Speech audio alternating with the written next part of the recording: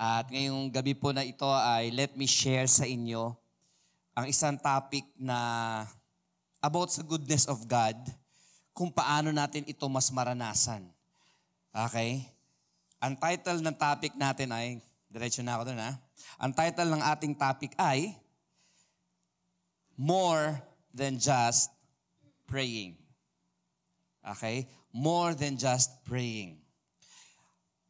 At ito ay nasa Timothy, chapter 2, 1 Timothy chapter 2, verse 1 to 4. Basahin natin in ESV, English Standard Version. First of all then, I urge that supplications, sabi nyo nga supplications, sabi nyo prayers, intercessions, and thanksgivings. Puro may S yan. Supplications, okay ulit, repeat after me, supplications.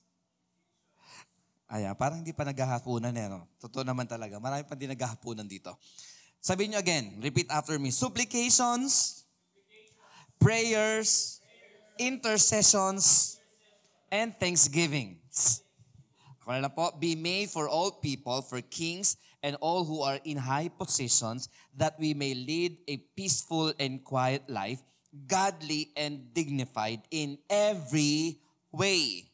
This is good and it is pleasing in the sight of our God, of God, our Savior, who desires all people to be saved and to come to the knowledge of the truth. Before we proceed sa ibang mga slides, let me declare sa inyo muna na dalawang bagay ang gusto na mangyari ng Diyos sa buhay natin.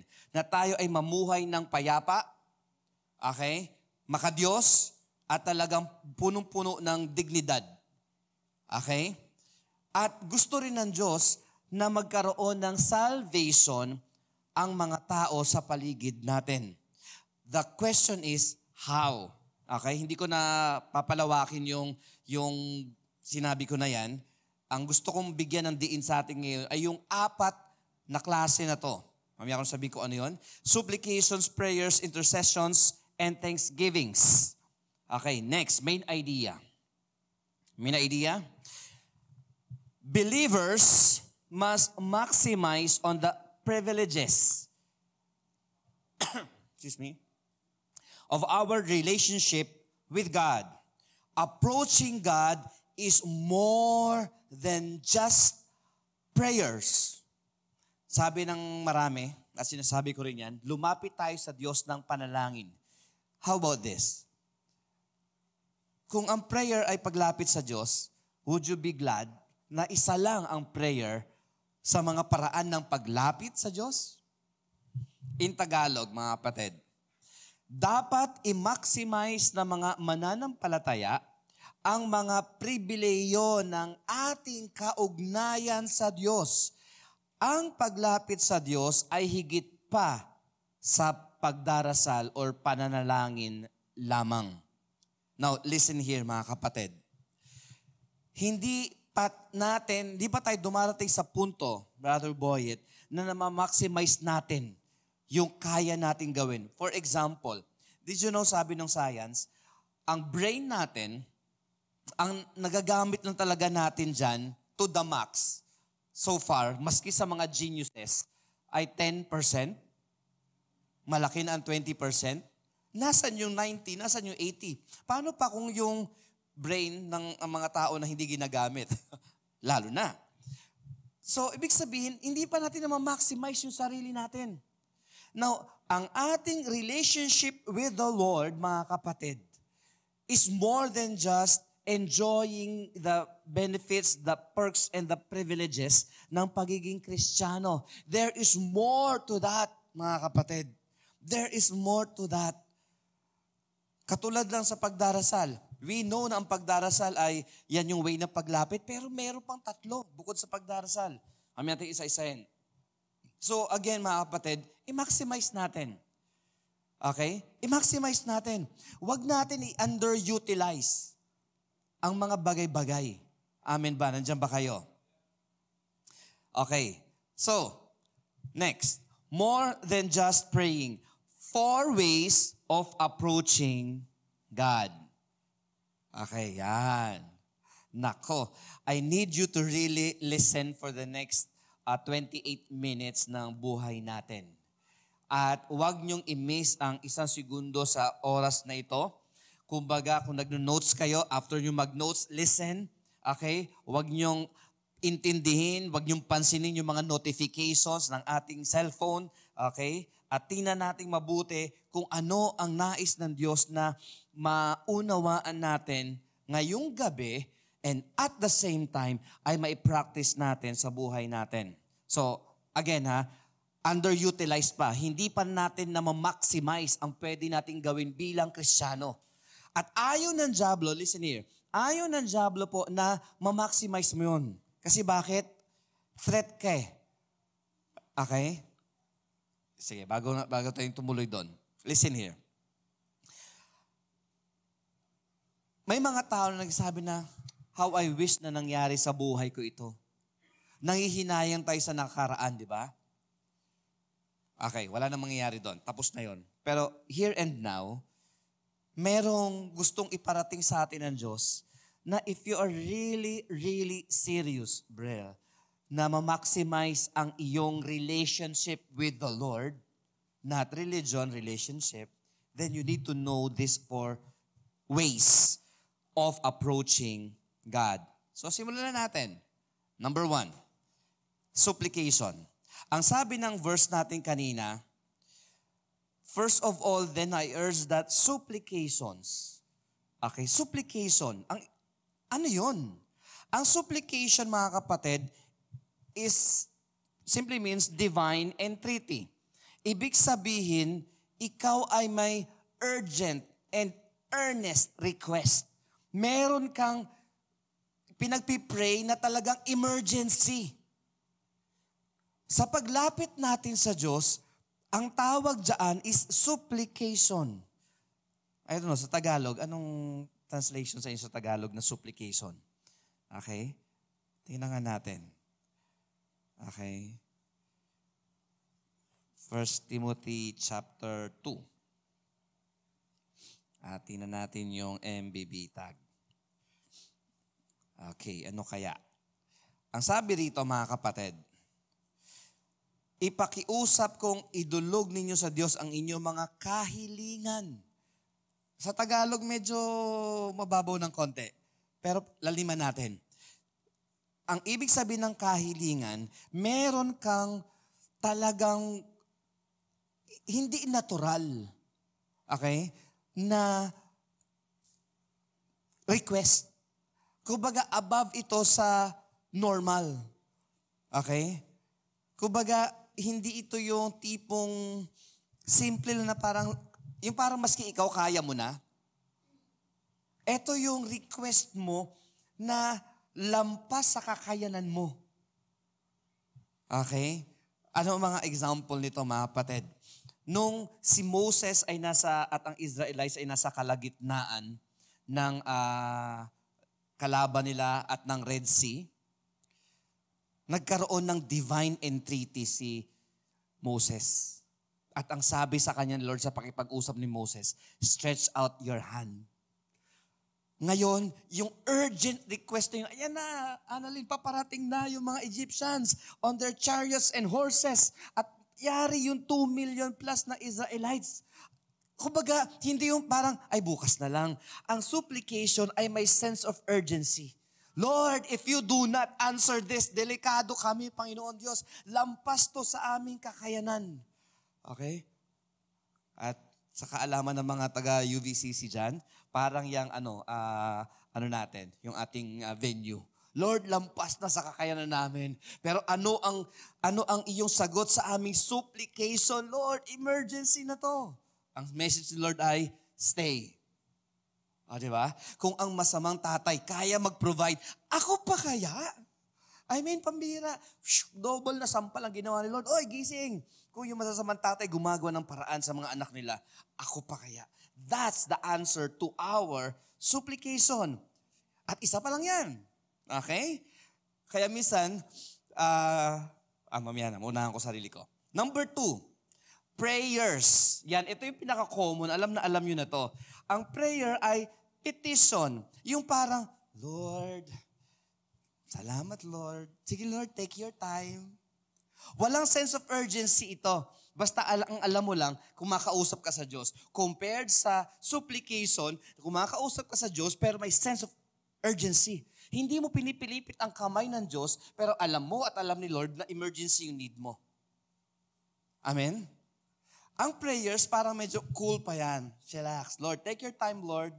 Okay, parang yan yung kausap mo na, oh, by the way, malilate ako ng konti. Ang sagot mo sa kanya, sige, take your time. Nandito lang naman kami.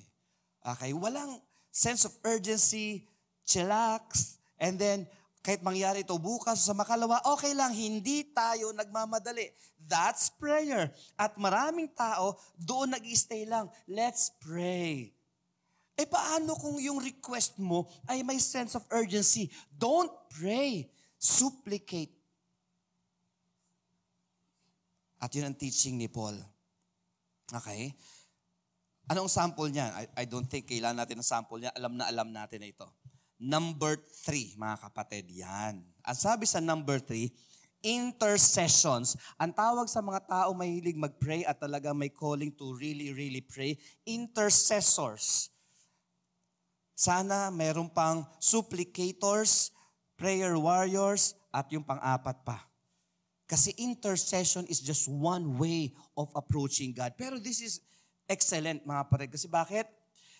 Ang intercession compared sa prayer at supplication, ito ang pinaka-formal. Kung yung sa una, nakadamit ka ng parang nurse dahil emergency na to, sa prayer, nakadamit ka na ng parang casual lang, wala, chillax lang. Ito, nakadamit ka ng nakakurbata talaga, naka-Amerikana ka, at formal na formal ka. Why? Because intercession is a formal message requesting something that is submitted to a king. Yung kausap mo dito, if you're doing intercession, hindi ka lousy na Christian, hindi ka wishy-washy na Christian, na parang, sige Lord, okay lang. This is very formal. This is very dignified na parang sinasabi mo sa Diyos, Lord, ako'y tao lang, ikaw ay hari. Lord, ako ay lupa lamang, ikaw ang manlilikha, ako'y nilikha lamang. Ito yung, pag ikaw ay nag-i-intercede, ilalagay mo ang sarili mo sa pinakamababang posisyon at ang Diyos sa pinakamataas na posisyon niya, i-acknowledge mo. This is the part na kung saan talagang ikaw ay nagbabow down, talagang you drop everything. Ito yung formal na formal. You choose your words wisely para ka na sa court. Okay, hindi basketball court, kundi court of law.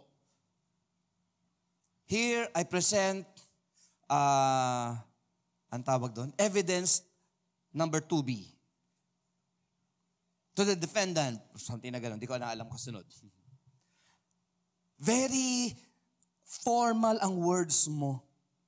At hindi mo dito pwedeng i-approach ang Diyos na parang kinatapik-tapik mo yung balikat. Lord, ko naman, Lord, okay, di ba best friend tayo? Don't do that here.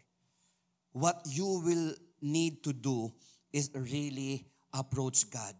Na parang si Queen Esther na in-approach si King Xerxes at pag ako hindi inabot nito, yari ako. Kumbaga, nag-prepare siya, nag-fasting siya, and then he approached God. Intercession involves yung talagang ibagsak mo ang sarili mo to the lowest position na talagang you drop everything at talagang lumapit ka ng prayer and fasting and total humility at I don't know kung over-explain na ako dito, mga kapatid. Pero you come to God, Him as King. Usually designating positions made to God as King. Sa prayers, parang simple lang, your Savior. Sa supplication, pwedeng doktor ang datingan ni Lord. Emergency ito. Pagdating sa intercession, here, God is King. Magbigay galang ka. Magkaroon ka ng takot. Magkaroon ka ng respeto. Huwag kang slouchy mag-pray. Hindi pwede dito nagbe-pray ka, habang nagbe-pray ka, nakahiga ka, nakahilata ka. That's not intercession. Ang intercession ay talagang you bow your knee at the side of your bed at talagang nandun ka at talagang hindi mo sure kung sasagutin ka ng Diyos o hindi. Basta ang alam mo, ang ina-approach mo is royalty, is divine, and superior above all things. Gets nyo mga kapatid? So, again, approaching God is more than just praying. It involves supplication, it involves prayers, it involves intercession. Now, pang-apat, thanksgiving. This is another way of approaching God. Yung parang galing ka sa labas, tapos, tinanggap ka sa trabaho mo, parang si Jed, o kaya ikaw ay merong bonus, o kaya may bago kang work, may bago kang business, and you just approach God na parang bata. Lord, grabe! Lord, alam ko nandun ka, pero ngayon, Lord, I just bow my knees, and Lord, salamat. Ito yung joyful.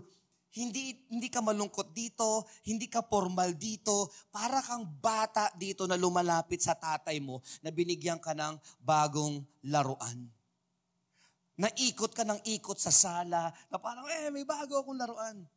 Okay? Ikot ka ng ikot, pinagyayabang mo sa iba. Tingnan nyo, binigyan ako ng tatay ko ng bagong laruan. No? Parang kay Lord. Well, tingnan mo, sinagot ako ni Lord. And you can stop giving testimonies, ang bait ni Lord, and then paglapit mo kay Lord, Lord, talagang the best ka, Lord. Thanksgiving is an act. The act of expressing gratitude. Wala kang hinihingi dito, Jeans. Wala ka ritong supplication. Wala ka ritong, hindi ka formal dito. You're just appreciating God. At ang Psalms ay punong-puno ng thanksgiving. Bless the Lord, O my soul, and all my inmost being. Bless His holy name. That's thanksgiving. Diba? The Lord is my shepherd, I shall not be in want. Mayroong thanksgiving doon. He makes me lie down in green pastures. Diba? Sa bandang gitna, He restores my soul. He leads me beside quiet waters. Diba? And even though I walk through the valley of the shadow of death, I will fear no evil, for you are with me. Your rod and your staff, they comfort me. And you anoint my head with oil, and my cup overflows. Okay? Alam niyo yung one time, ako ay nagpunta sa isang hotel. Okay, yung trabaho ko dati. At para formal, may tasa, merong saucer. Yung percolator, medyo hindi ako masyadong sanay, hindi ko masyado napansin, may kausap ako, inon ko yung percolator na ganat, boost yung kape, at pagtingin ko, bigla umaapaw na pala, bigla kong inoff. Yung kape ngayon, sa maliit na tasa, ay nag-overflow doon sa saucer. Hulaan nyo, saan ako uminom? Hawak ko yung cup, pero doon ako sa saucer gumaganon. Kasi overflow Ang thanksgiving ay may ganun. Sa sobrang overflow ng blessing sa iyo ni Lord, Mark J., hindi ka iinom doon lang sa cup, doon sa overflow ka umiinom. Okay? At kasabay mo si Jonah, yung mga nguso niyo tumutulis at lahat-lahat. Okay? Para ng straw ang nguso ninyo. Diba? At kwento ni Jonah at Marge, grabe si Lord, no nga. Okay, hindi pa nababawasan yung cup. Okay, sila po yung nagkikwentuhan na dito. Okay, sana all daw. Okay, hindi pa nababawasan yung blessing talaga. Yung overflow pa lang. Busog na yung dalawa. That's what I mean with thanksgiving. Yan ang meaning ng Bible. And I'm really praying na ang UVCC ay kakanta later on ng kanta na, so blessed I can't contain it. So much I have to give it away. Ano ba? Sobrang dami ng pera ko, Jonah. Sa'yo na nga to. Ay, sana all. O, di ba? Gets nyo? I mean, brethren, Thanksgiving will not happen. And hear this, mga kapatid. I don't know kung sinadya ito. Pero ang sequence ng 4 na approaches na yon ay pansin na pansin. Anong una again? You bring your supplication to God. Lord, ito po ang sitwasyon ko. Emergency ito. Pagdating ng 2 prayers, medyo chill ka na ng konti, sinasabi mo na sa Panginoon. Pangatlo, kumbaga sa ask, seek, ito yung knock. Nangungulit ka na sa Panginoon, wala pa rin. That's why, Lord, I formally come with fasting and weeping at with groaning in the Spirit. Kasi, Lord, I know you are King. Kaya mong baguhin ang lahat ng bagay. Read Psalm chapter 18, mga kapatid, nakalagay doon na sabi who's this? Ni David, sabi niya, ikaw ang nagligtas sa akin from the snare of death. You are King. Pinagtanggol mo ko, niligtas mo ako sa imposible kong sitwasyon. Dahil hari ka, ako ay lingkod mo, ikaw ang hari. Si King Saul galit sa akin, gusto niya akong patayin, hari siya. Pero ikaw ang hari ng mga hari. That is intercession. At pag nangyari yung supplication, prayer, and then intercession, what's next? Thanksgiving. Okay? Don't say your thanksgiving kapag hindi mo pa nabuno ang supplication, ang prayer, at ang intercession. Minsan, napagkakamalan na intercession ang supplication. Intercession is not supplication. Na para bang ikaw ay nagmamakaawa sa Panginoon, that's intercession. That's not intercession. Ang intercession ay formal kang haharap sa hari without your emotion, just full respect. Kapag ikaw ay umiiyak sa Diyos, that's not intercession, that's supplication. Kapag cool ka lang, that's prayer. Kapag nagpapasalamat ka na, of course, that's thanksgiving. Conclusion. Approaching God is more than just praying. Believers who maximize on this will open greater possibilities and reap greater blessings. Alam mo, bilib na bilib ako dito kay Marjay. Kaya niyan Tagalogin yan eh. Pakitagalog nga, Marjay. Next slide. Okay, yung pala, may Tagalog pala talaga, no? Sabay niyo ako sa pagbasa, mga kapatid. 1, 2, 3. Ang paglapit sa Diyos ay higit pa sa pagdarasal. Ang mga mananampalataya na nagsusumikap dito ay magbubukas ng mas malaking posibilidad at mag-aani ng mas malaking there. Amen ba? UVCC, narinig nyo ba ang mensahe ng Panginoon sa atin? UVCC, naniniwala ba tayo na ang Diyos ang ating pinapanalanginan, nagbibigay ng supplication tayo sa Kanya, nag-i-intercede tayo at tayo din nagpapasalamat sa Diyos at Hari na ito? Wow, palakpakan natin ang Panginoon. Amen. Kung ikaw ay nasa ministry ng prayer, learn this. Learn this. Hindi ito aksidente na nilagay sa Bible. At kahit hindi ikaw prayer warrior, kahit simpleng Kristiyano ka lang, na para bang sa dating mo sa sarili mo ay parang wala lang. Pag nag-pray ako, hindi katulad nila, ang husay mag-pray. I don't think so. Pwede mong gamitin yung pattern na ito. Pwede mong gamitin ang approaches na ito so that you will experience the goodness of God. Palakpakan po natin ang Panginoon. Let's all stand up, brethren, and let us pray. And maybe let's not just pray. Let's do supplication. Gawin natin yung apat na ito. We will do a somewhat prayer concert, mga kapatid. At dito, we will do this step by step. Ano ang emergency sa buhay mo? Let's do supplication. Ano ang mga simpleng petition lang sa buhay mo? That's prayers. And maybe tonight, kailangan din natin lumapit sa Diyos ng may formality. Because He is King of Kings and Lord of all Lords. Father God, in Jesus' name, may mga emergency sa buhay namin. Now, Lord, as we take time sa pagdulog sa iyo with all these emergencies sa buhay namin, financial man, kalusugan man, kagalingan man yan, Panginoon Diyos, anumang pangangailangan, Lord, basta nandun sa emergency level. Father, we come.